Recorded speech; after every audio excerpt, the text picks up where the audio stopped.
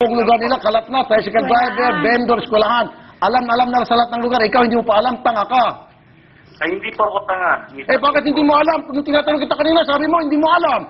Buong tao na nga sa buong ulong ka po alam na eh. Kalat na sa mga tindahan eh. Ano niyo po kasi, na siya nagkalat ng video. May testigo, ito, number 1 testigo. Magsasabing talagang inabot niya kay Kagawad. After several days, kumalat na. Siya lang ang pinagbigyan ko, Kap, wala na pong iba. Siya lang mo talaga yung pinagbigyan ko ng video. Ano po, ang ginagawa nila, pinapalabas nila na ako nagpakalat. Wala naman siyang motibo para magpakalat. Kap, kilala niyo ako, Kap. Talagang kung ano, di ba? Alam niyo kung ano talaga ako. Number 2 testigo, Kapitan, mabinig Binipit ako, ka. Kap, ng kapatid mo, Kap. Kailangan ko ng trabaho ng araw na yun, pero lang ginawa ng kapatid mo. Sinamantala talaga kami, Kap, eh. Kasi Kap, ang sinabi, pag hindi mo ibigay sa akin yung memory card, sisipakin kita. Narinig mo? Kap, kinausap niya ako, Kap. Nasa kwarto kami, nasa opisina niyo kami. Kinausap niya ako. Kinukuha niya yung ID ko. Kinukuha niya, sabi niya sa akin, huwag ako magtrabaho sa inyo. Bakit? Sabi ko, anong kasalanan nagawa ko? Ang sabi niya sa akin, kung gusto mong kunin yung gusto mong makabalik sa barangay, ibigay mo sa akin yung memory card. Ang tanong ko, bakit? Ang sabi niya, wala, panonoodin ko lang yung laman. Ang tanong ko, bakit? Paano mo panonoodin? Kinabukasan nung Kap, pinatawag niya ako. Anong ginawa niya? Kinahanap niya sa akin, sabi niya sa akin, ito yung laman ng memory card. Okay. Sige Nakita lang. ko sa skandal nila. Chairman. Yan, unang testigo. Pangalawang testigo, yung nanay, pinatawag sa DSWD. At mismong DSWD na nagpakita sa kanya mga video, later inamin sa kanya na ang nagbigay ng video sa kanila ay si Kagawad. Ngayon, lahat ng mga tao sa Olongapo, tricycle driver, vendor, palengke, barbershop, alam na, kalat na, pinapipiyastahan na. Tapos ikaw, hindi mo alam, kaya tanga ka! Pati po sa school Tatanga-tangahan ka lang. Pati sa eskwelahan. ng Banikay. Di ba? Ikaw, may anak ka naman sigurong babae, di ba? Imposibleng wala. May anak ka ba? Wala. Wala po, binata pa ako. Kaya pala, binata ka pa pala. Hindi ka naman siguro, beke. Okay, sige. Hindi naman, ho. Hindi naman, okay. Pero yung ginawa ng kapatid mo dito, kay Angel, napakasakit, kababuyan. Alam mo, Kap, kung sa ibang tao pa siguro ito, tatay, baka nag-hurmentado na, baka ginano yung kapatid mo, ano? Ano pa lang Question yun, wala akong problema. Kababuyan yun. Walang problema, patayin yung kapatid mo? Ng mga vigilante? Mag-file sa criminal case. But anyway, sasampa nga. Kaya lang, pinapaalam na namin sa iyo, Kap, yung ginawa ng kapatid mo. Kung anong klaseng pagkatao yung kapatid mo na si Kagawad, na inakusahan ngayon ng pambababoy. Dahil lamang sa pwesto sa politika, gusto ni Kagawad na masibak siya para meron siyang ilalagay na tao-tao niya doon. Kasi may pwesto to sa barangay eh. Sa posisyon ng SK. Ikaw mismo nagsabi. Hindi po Kita mo? pwedeng sabihin ng SK po ng ganun-ganun lang. Ang decision po yan, nasa federation po nila. Hindi, siyempre, kapag nasibak siya, di ba, dahil sa kumakalat na ganito, nag-resign siya, dahil sa masakit na kalooban niya, give up na siya. Of course, what yun eh? Mag-resign na siya sa sobrang kahiyan. Di ba? Meron kayo ilalagay. Bata niyo, sige, lumayas ka diyan. Siya. Pare-pareho lang kayo dyan. Alis! Palayasin na nga yan. Para aksyonan ng reklamo, kausapin natin si Ginoong Migdo Congzon, Chief ng Computer Crimes Unit ng NBI. Magandang araw po, Attorney. Magandang araw po. Hindi po ako attorney. Okay. Sir. Yes, sir. Opo. Sa Computer Crimes po kayo sa NBI, Ginoong Congzon. Opo. Andito po kasi yung biktima namin ngayon sa studio.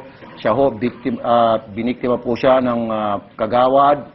Meron po silang sex video ng kanyang boyfriend. Minor de edad po ito. Nakuha po ng Kagawad yung memory card. At ngayon po, nireproduce yun, pinakalat po sa internet, pinakalat po sa mga tindahan ng DVD. Ginawa pa minsan ng public viewing sa mga tricycle drivers, sa mga paradahan ng mga tricycle, jeep and everything.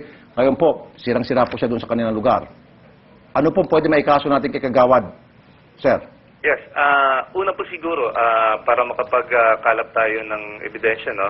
Kakailanganin natin yung complainant natin, yung biktima, na magpunta dito sa aming tanggapan. Sige po. Para mag-file ng complaint. Opo. Then, mangangalap tayo ng ebidensya. Opo. Para naman dun sa tanong mo kung anong posible nating maikaso, Opo. ang tinitingnan natin dito ay ang Republic Act number 9995. Okay. O ang tinatawag na Anti-Photo and Video Voyeurism Act of 2009. Aha. isa kasi sa mga sinasabi o saklaw ng batas na to ay yung pagkokopya, pagreproduce ng isang sex video with or without consideration. Aha. At isa rin dito yung pagbebenta o pag-distribute. Okay. So, base sa nabanggit nyo kanina Opo. na ito ay ipinakalat ng Opo. isang tao, Opo. pasok siya doon sa distribution. Opo. At saka minor de edad po siya. So, meron pa po ibang kaso yun. Child abuse. Tinitingnan din natin dito ang violation sa Republic Act 7610. Okay. So, Okay. depende sa sa mga ebidensyang makakalap natin. Okay. Basta sigurado dito yung anti-photon video voyeurism. Alright. Pasok na pasok na yun. Mabigat-bigat ba na kaso yan, sir? Yung anti-photon video voyeurism, ang penalty dito ay imprisonment na not less than 3 years but not more than 7 years. 7 years na lang siguro, mas maganda. But anyway, okay, ganito po gawin natin na, Pwede sir. mag-judge yun. Opo, sir, ganito po gawin natin. May mga testigo naman po, ngayon po mismo, pupunta na po kami dyan sa NBI para makausap po kayo at makapag-file po sila ng formal na reklamo at magpapakita po ng ebidensya. Sir, Opo. sige po. Salamat po, Mr. Conson, sir. Okay po, antayin po namin kayo. Yes, sir. Dito naman tayo sa Aksyon, Solusyon sa Bibok Tulfo. Lumapit sa atin si Aling Dali para reklamo ang kanyang asawa na si Ronilo Austria na bukod sa hari ng pamimeke ng mga papeles ay nanggugulpi pa. Sa kabila ng matagal na pagsasama, ginawa siyang punching bag ni Mister. Pero ang mas masaklap na rito, muntik siyang ipahuli ng DFA dahil pati pala marriage certificate niya peke. Binalaan na ni Colonel Emma Bunaw ng Children and Women's Desk sa Camp Crame si Mang Ronilo na wag na uling sasaktan ang kanyang misis kung hindi tuluyan na siyang kakasuhan ng violence against women. Sinamahan na rin namin si Aling Dali sa barangay para hindi makalapit sa kanyang mister habang kinakasana ang kasong falsification of public documents sa korte laban kay Austria. Salamat sa Balitaan Tapat. Maraming pong salamat sa itindig mo kay ko. Sir Rafi, maraming pong salamat sa mabilis na pag-aksyon. Maaasahan po talaga kayo, sir. Sa ngayon po, makakahinga na ako sa aming problema. Masusolusyonan na. Sana po marami pa po kayong matulungan. Maraming salamat, sir. Salamat din po sa inyong pagtitiwala sa amin. Para sa inyong mga reklamo, suggestions sa amin, ipadala niyo po ito sa inyong gmail.com o mag-text 094946160664. Susunod, ikalawang araw na motorcycle lane sa Comunat at Macapagal Boulevard. Master na nga ba ng mga rider? Imbestigasyon ng Senado sa umano'y dayaan sa 2004 at 2007 elections lumarga na. Sino kaya ang mga nagisa? Batang na hit and run sa China, dinedma lang ng mga dumadaan. Ayun, oh. Oh. The reaction of passers-by. At tara na't i-explore ang isang araw sa buhay ng heartthrob na si Aga Mulak. Ex-girlfriend na gusto niya uling makatrabaho, ibubuking.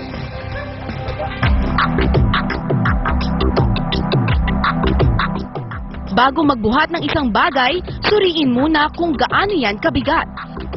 Kung katumbas ito ng isang basket ng groceries o kahon, tumayo malapit sa bagay na bubuhatin. Mag-squat na gaya nito para damputin ang bagay at iwasang mabaluktot ang likod. Buhan nyo? Ang iba pang tips mamaya.